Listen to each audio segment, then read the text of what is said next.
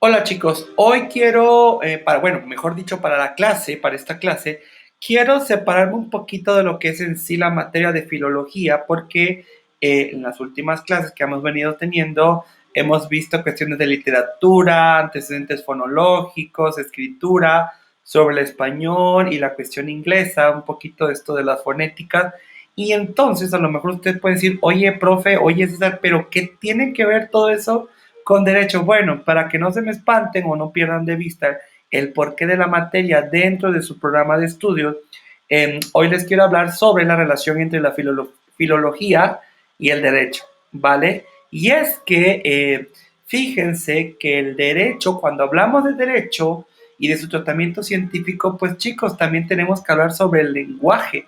Una ley física se revela o se descubre o enuncia mediante el lenguaje.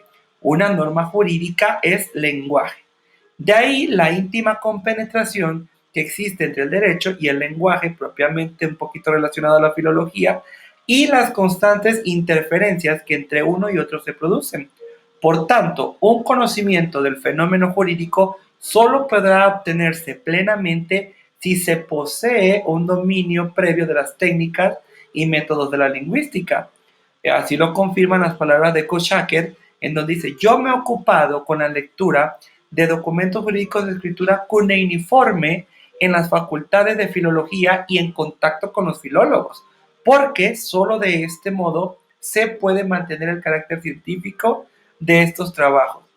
Fíjense que idéntico carácter filológico tuvieron los trabajos de reconstrucción del Edictum Perpetuum, realizado por Enel en 1883, las investigaciones de Grandewitz sobre interpolaciones recogidas en su obra Interpolaten itum Pandectem en 1887, los trabajos de Mommsen y de Mites, fundador este último de la pipirología, hasta el punto en que Bachofen pudo llegar a afirmar que el derecho romano, en definitiva, no era más que una rama de la filología clásica. Pero la colaboración mutua entre la filología y el derecho se remonta mucho más antes. Fueron los humanistas quienes descubrieron y estudiaron por primera vez las interpolaciones de las pandectas. Entre los españoles les puedo citar a Antonio Agustín, que realizó la mejor edición conocida hasta entonces del Código de Justiniano.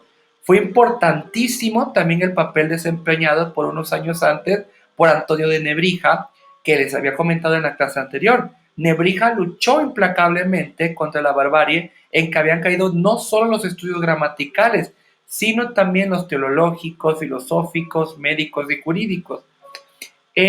Con las palabras de Olmedo, yo les puedo decir que cuando los maestros de teología, filosofía, de medicina y de derecho vieron que el gramático se metía en todas partes y que sin salir de su profesión probaba que los juristas no entendían sus propios códigos y digestos, no pudieron menos que reconocer que la gramática era un arma terrible en manos de aquel hombre.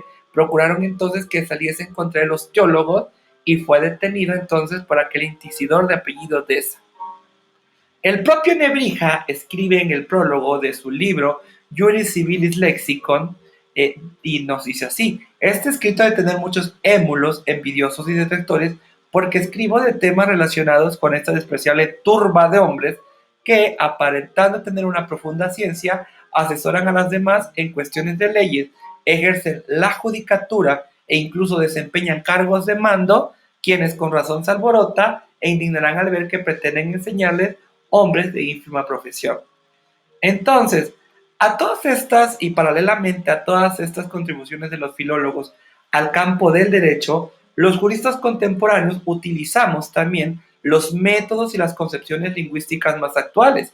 Esta utilización resulta particularmente notable en los tratados de filosofía del derecho, lógica jurídica, informática jurídica y en especial, como es lógico, en las obras sobre el lenguaje del derecho. Aquí vamos a encontrar en estas obras constantes citas de Jacobson, Saussure, Kozyrev, Chomsky y otros más, hasta el punto de que muchos de sus capítulos parecen extraídos literalmente de un tratado de lingüística general. ¿Ok?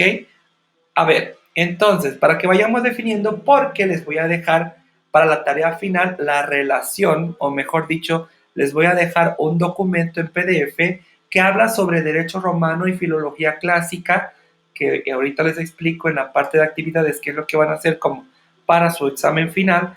Pero lo que quiero decir con esto, chicos, es que los juristas necesitamos tener un exhaustivo aprovechamiento de la metodología lingüística porque son muy escasas las alusiones y referencias a que los tratados jurídicos internacionales se hacen en nuestras obras de lingüística.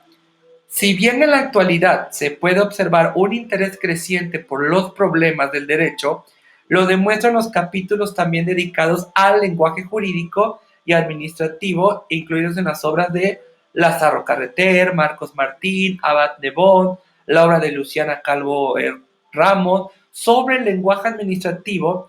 Y solo imagínense, digo, no estamos en España, pero en Barcelona, la revista Llengua y Dret no olvidó obviamente el capítulo que Valdivieso dedica al lenguaje jurídico en su teoría semántica.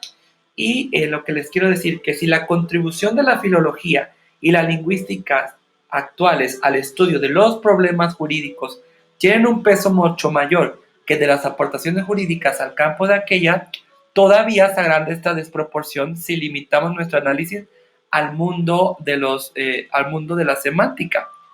Nosotros, como juristas contemporáneos, utilizamos constantemente en nuestros estudios, en nuestras investigaciones, puntos de vista y teorías de la semántica más actuales.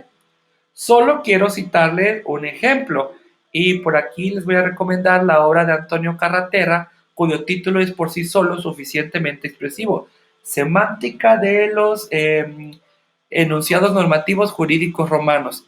En esta obra se realiza un riguroso análisis componencial de ciertos términos jurídicos y de algunos lexemas comunes como pater, mater, filius, análisis del que se deducen son una tajante distinción entre el lenguaje normativo romano y el latín común.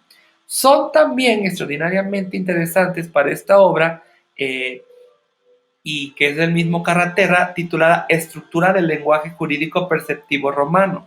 Bueno, pues bien, frente a esta actitud tan receptiva que tenemos los juristas respecto de los conceptos más elaborados de la semántica actual, se puede observar también, y necesitamos estar conscientes, de un escasismo o nulo interés de los semantistas por la semántica elaborada por los juristas. Constituye una excepción la ya aludida obra que les dije de Valditinger, Teoría y Semántica, en la que se incluye un apartado especial dedicado al lenguaje jurídico.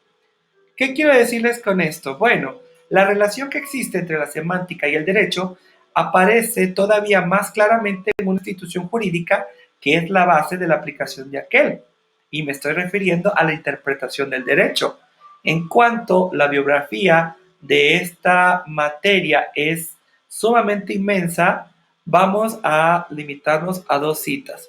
Díaz Picasso nos dice que la interpretación es la atribución del sentido o de significado a una ley o negocio jurídico, pero para Betty la interpretación es toda aquella actividad dirigida a reconocer y construir el significado que se ha de atribuir en la órbita de un ordenamiento jurídico a formas representativas que son fuentes de valores jurídicas y que constituyen el objeto de tales valoraciones. Muchas gracias.